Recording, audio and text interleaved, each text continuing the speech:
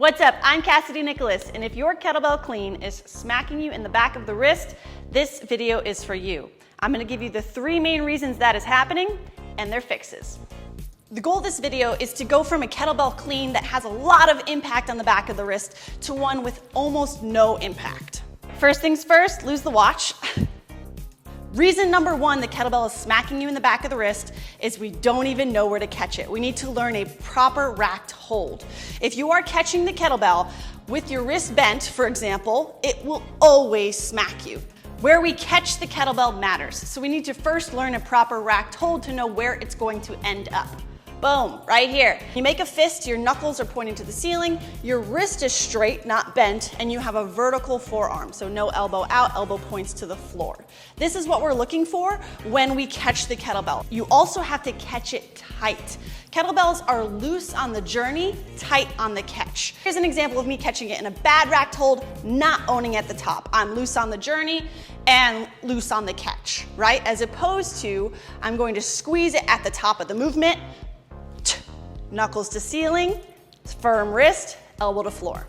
This next one is the main reason that it's smacking you. I have troubleshot this with hundreds of people, and it always comes down to the kettlebell is getting too far away from you.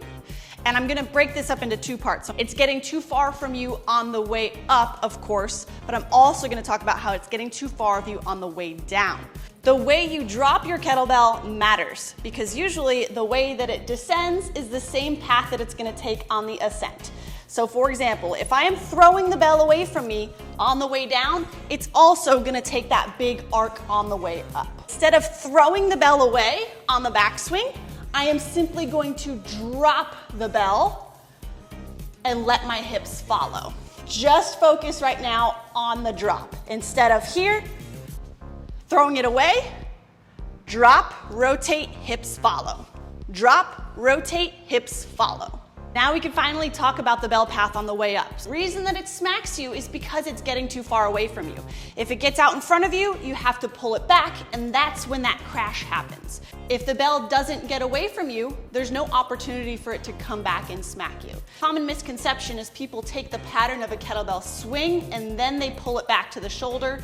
But instead, the kettlebell does not actually go away from you at all. From the backswing, immediately as I start this hip extension, this elbow should come back, and then I slice through into that rack position. A great drill for this is the gunslinger catch and guide. So I'm gonna start in my rack position, drop the bell, pull the elbow back, catch, guide it into the rack. And this is gonna get the muscle memory down for you to immediately pull that elbow back rather than letting it get out too far away from you. 99.9% of the time, when I am giving somebody feedback on a clean video they send me, I take a screenshot of their clean and I find their elbow here instead of here at this point on the way up. So drill that into your muscle memory with the gunslinger catch and guide. Last reason we're gonna go over is the rotation as opposed to a flip. In a kettlebell clean, the bell does not flip over your wrist, it rotates around it. And the trick that I like to use with my students is turn the thumb back, thumb to bum on the backswing. So think about when you spin a top or when you wind something up to watch it unwind. That's what's happening when we turn the thumb back. It makes it easier to get that momentum to rotate it around the wrist as opposed to just have the kettlebell go straight and then flip it directly over. From the rack position, I'm going to let the bell drop and I'm going to turn my thumb backwards. So this is actually the direction the kettlebell is going, thumb to bum. So that on the way up, there's a flick of the wrist so that the bell travels around my forearm and not over. Check it out. This is what most people do when they first try to clean a kettlebell. They go directly back on the backswing and then they flip it directly over. That's gonna cause a lot of impact and a lot of pain. So instead, thumb to bum, quick flick, rotate it around the wrist. Let's review. Number 1, know where your kettlebell is ending up. You must catch it in a good racked hold.